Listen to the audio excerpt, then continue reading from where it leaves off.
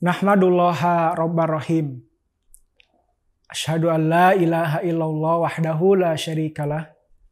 Wa asyhadu anna Muhammadan abduhu wa rasuluhul ladzi la nabiyya ba'dah, amma ba'du.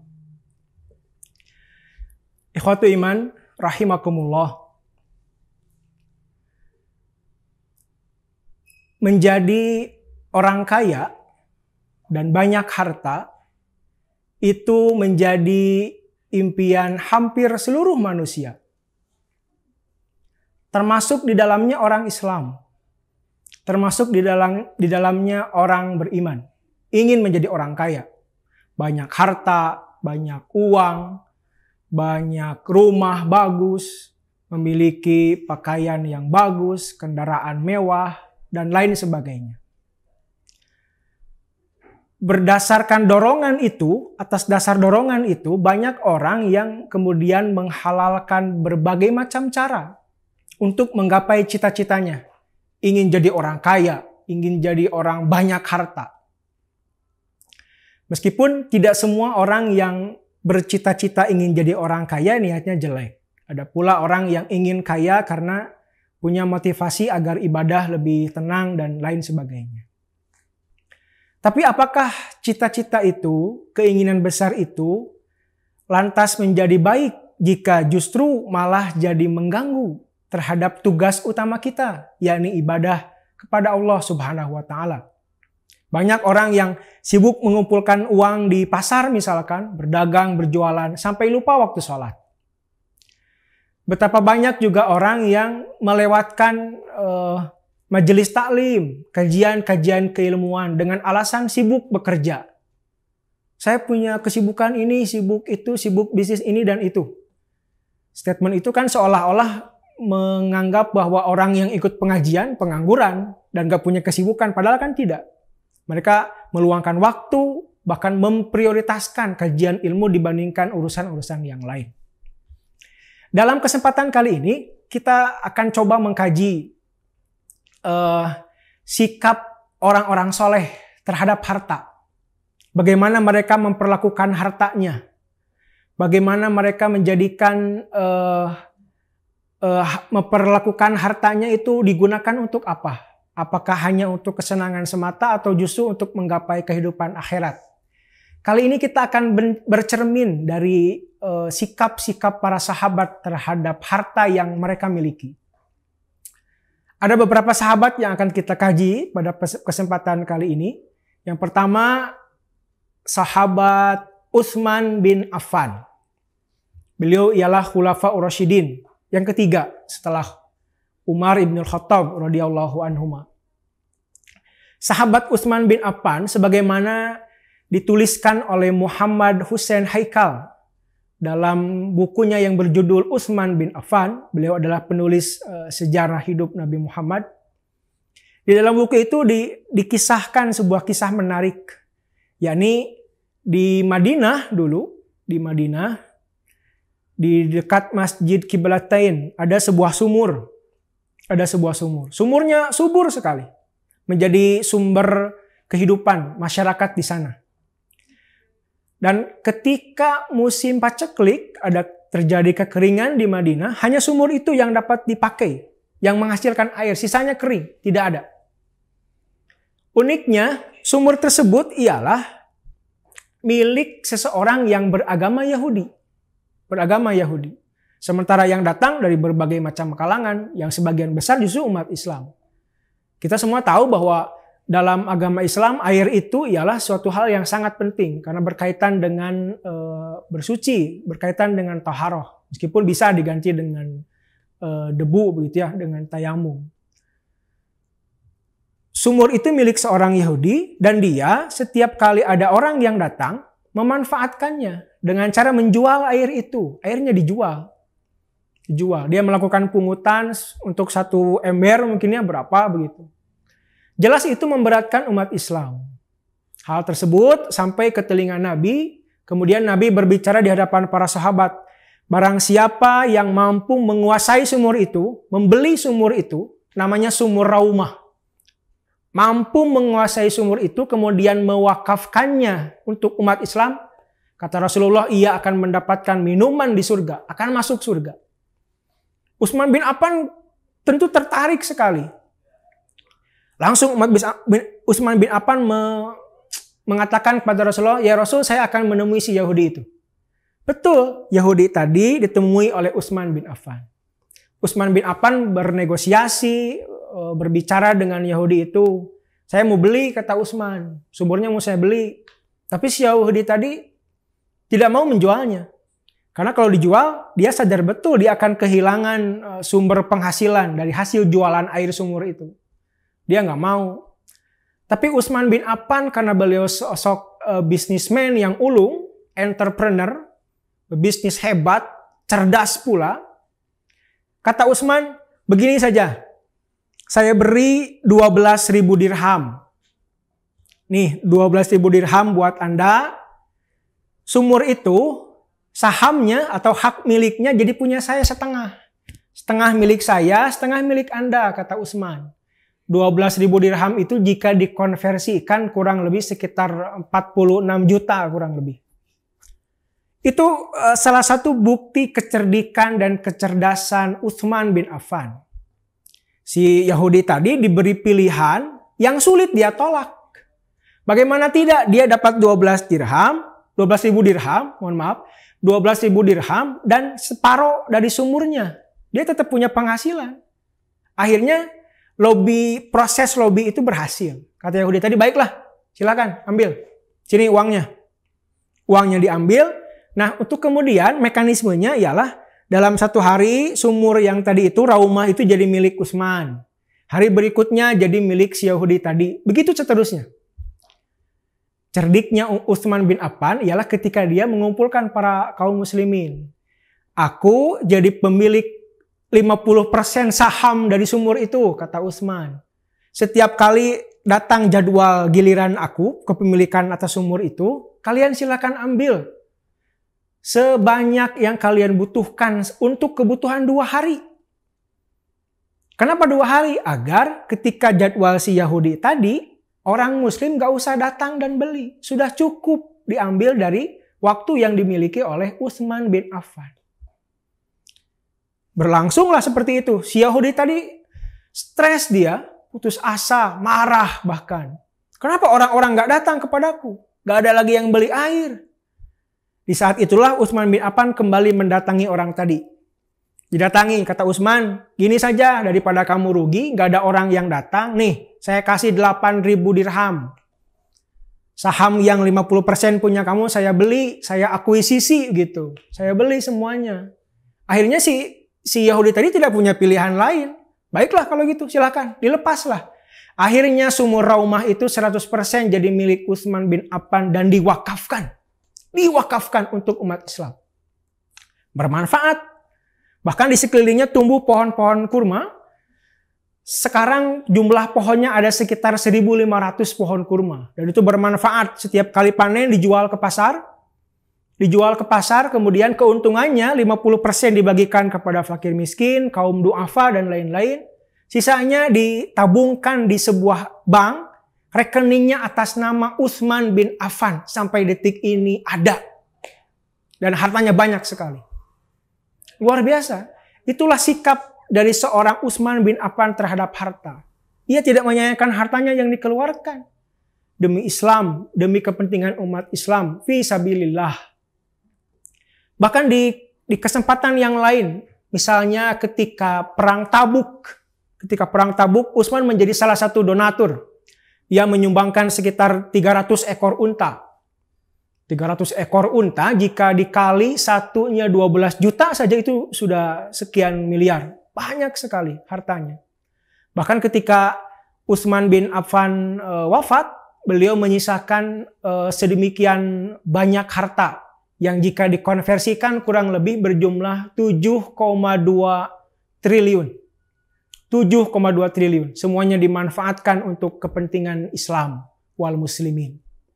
Utsman bin Affan itu sahabat yang pertama. Yang kedua, sahabat yang tak kalah hebat dan dengan sikap yang begitu hebat memandang harta seperti apa? Yakni sahabat Abu Bakar As-Siddiq. Kita semua kenal sosok yang luar biasa ini. Memang sejak awal dia seorang pebisnis ulung, kaya raya, dan memutuskan untuk beriman kepada Rasulullah, beriman kepada Allah dan masuk Islam begitu. Dia sudah berikrar penuh secara total ingin ikut berjuang dalam Islam dan menyebarkan agama Islam. Abu Bakar As-Siddiq tidak kalah hebat tentu dari Utsman bin Affan. Abu Bakar As-Siddiq bahkan pernah tercatat selama 2 kali melakukan sebuah tindakan yang fenomenal. Tindakan fenomenal yang nyaris saya bilang, nyaris tidak akan terjadi lagi di zaman sekarang khususnya. Perbuatan apa itu? Atau tindakan apa itu? Tindakan menyedekahkan atau menginfakkan seluruh hartanya.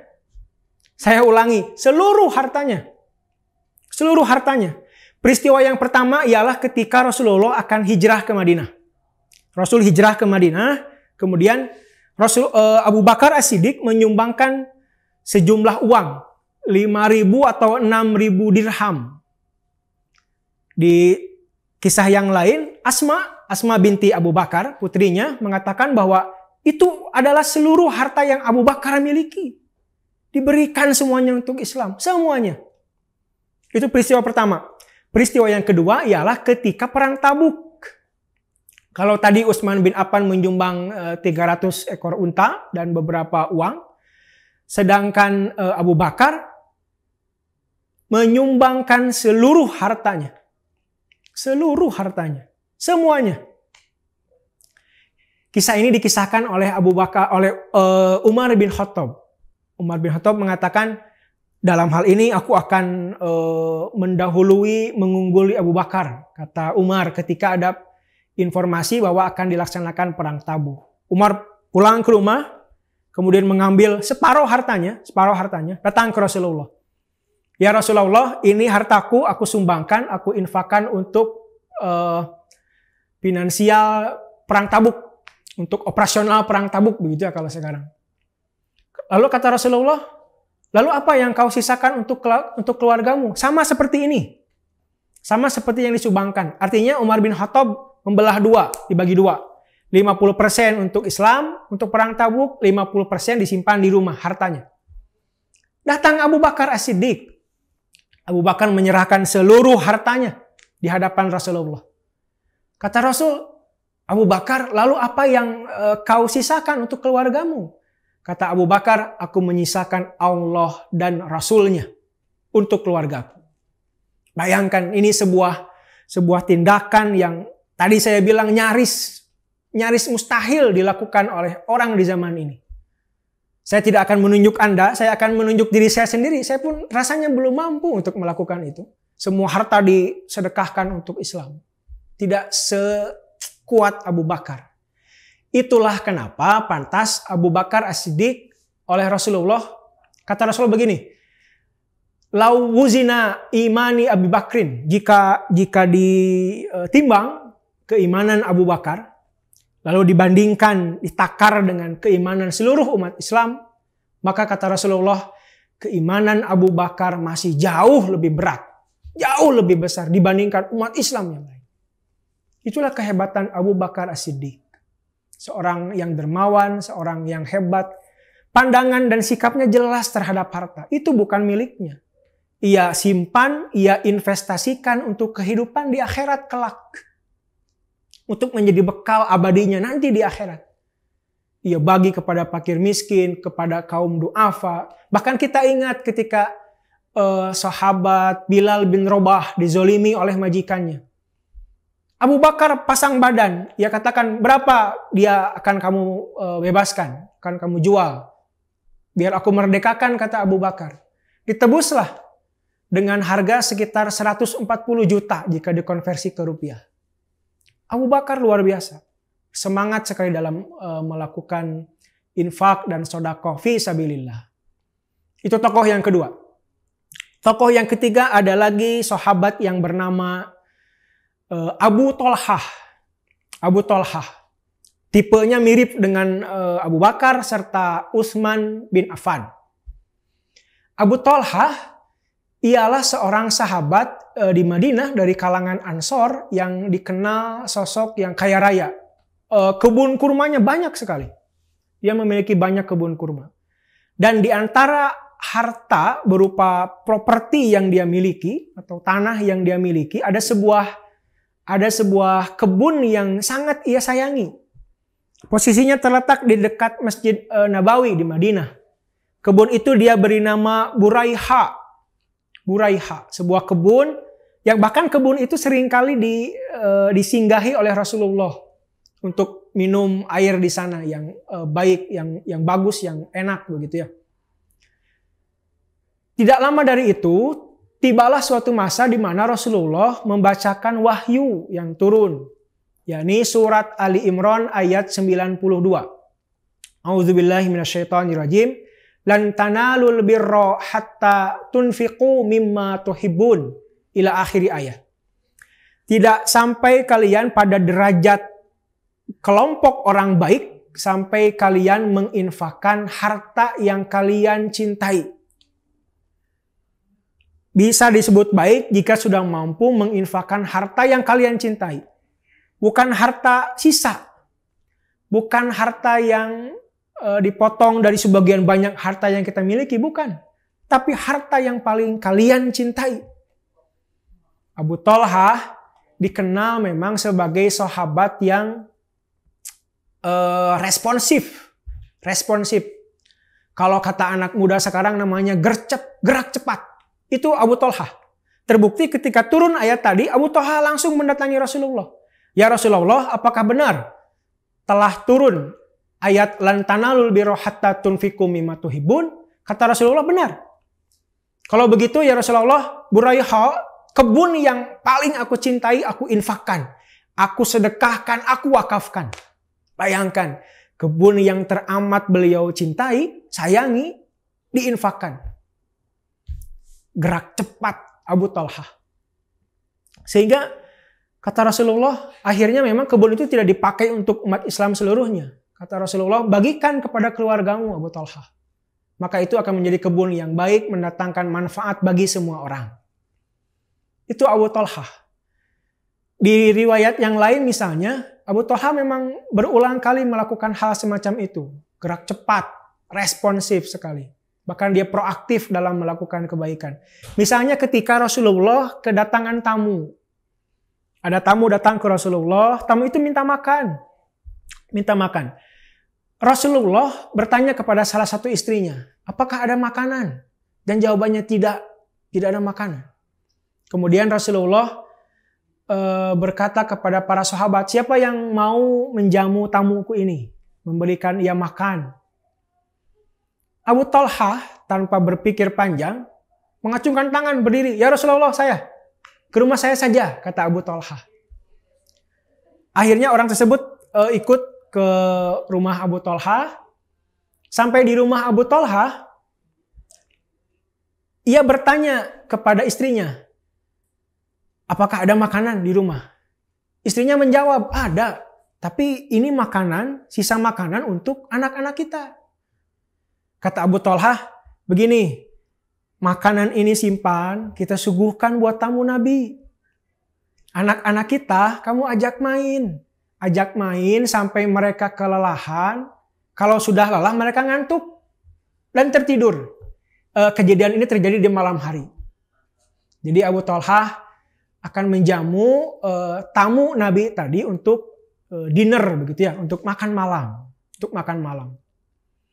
Nah, sebelum makanan itu dihidangkan, Abu Thalhah berpesan kepada istrinya, sediakan piring dan sendok, kalau bahasa zaman sekarang begitu, sediakan piring dan sendok, makanan ini berikan untuk tamu kita saja. Karena nggak cukup kalau dibagi dua.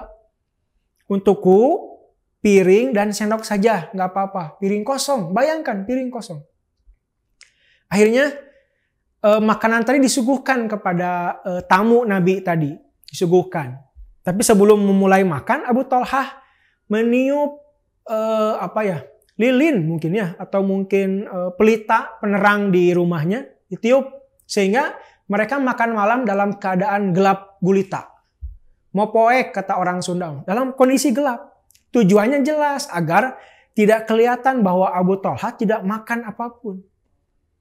Jadi dia tetap melakukan seperti orang yang makan, trung treng gitu. Padahal enggak. Dan perbuatan Abu Thalhah tersebut dipuji oleh Nabi keesokan harinya. Hebat Abu Thalhah ini. Dari kisah Abu Thalhah ini kita menangkap bahwa meskipun dalam kondisi yang tidak punya, tidak serba ada, tapi jelas sikap Abu Thalhah terhadap harta. Ia mau hartanya itu betul-betul bermanfaat dan menjadi bekalnya kelak di akhirat. Ikhwatu iman, rahimakumullah.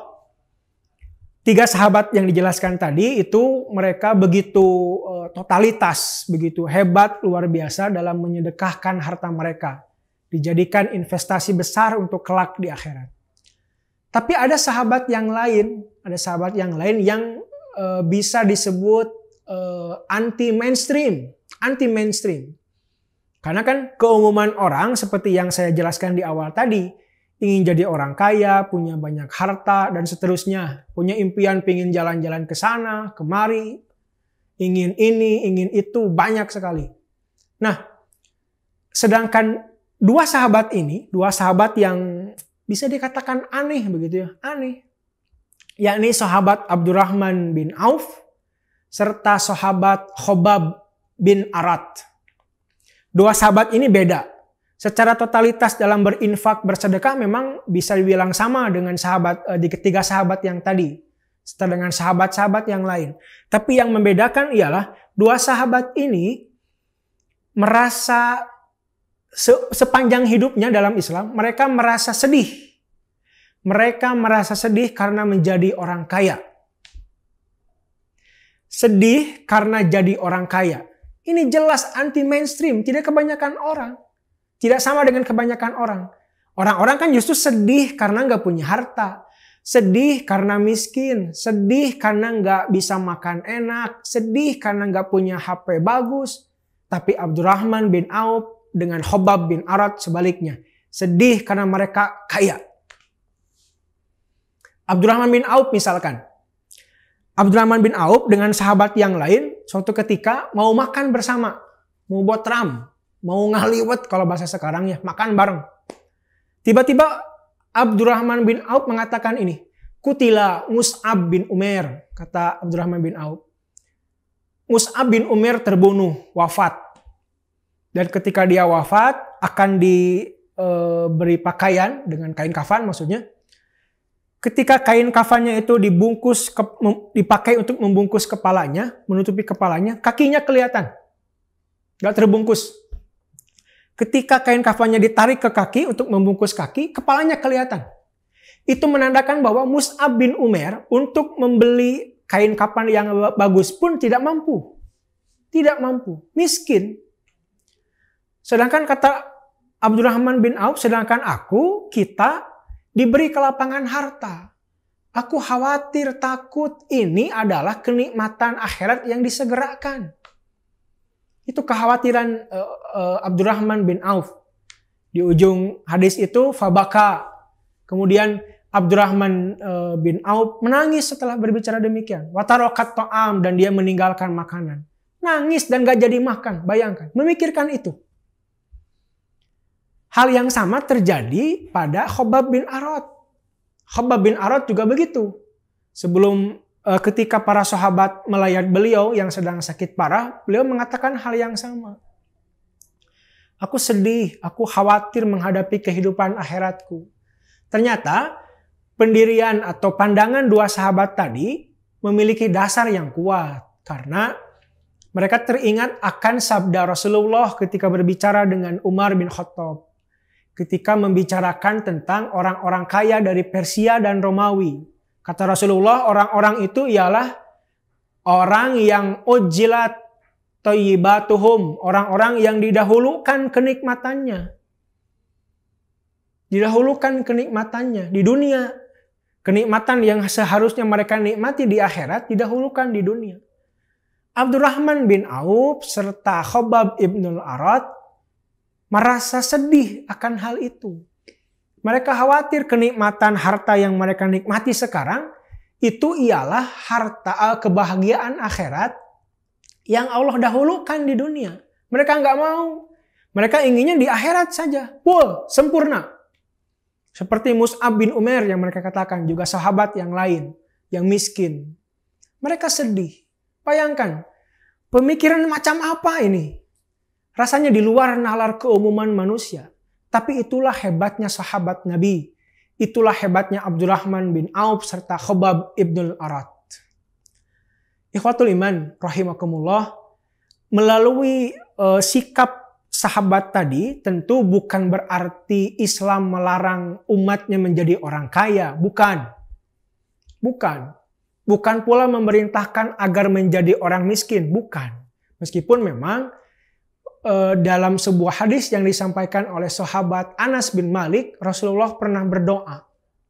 Kata Rasul, Allahumma ahyini miskinan wa ammitni miskinan wahsyurni ma'al masakin. Kata Rasulullah, ya Allah, hidupkan aku dalam keadaan miskin. Kemudian wafatkan aku dalam keadaan miskin. Dan kumpulkan aku kelak pada hari kiamat bersama orang-orang miskin. Siti Aisyah yang mendengar doa tersebut bertanya, "Lima ya Rasulullah, kenapa ya Rasulullah? Kenapa berdoa demikian?" Siti Aisyah heran. Kata Rasulullah, karena orang miskin itu yadkhulul jannata, masuk ke dalam surga lebih dulu dibandingkan orang-orang kaya.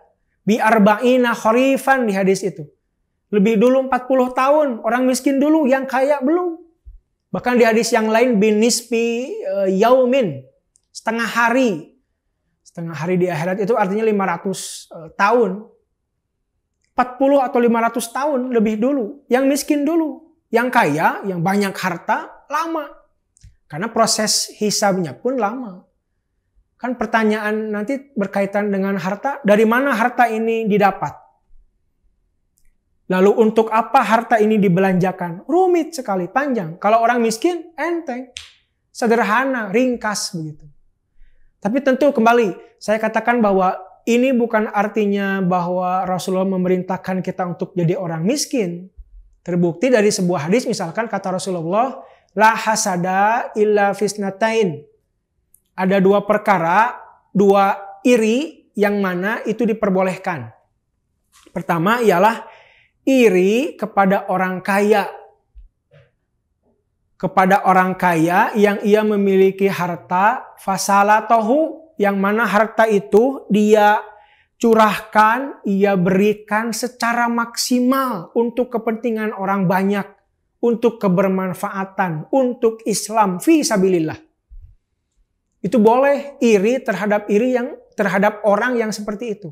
Banyak harta dan dia dermawan. Boleh.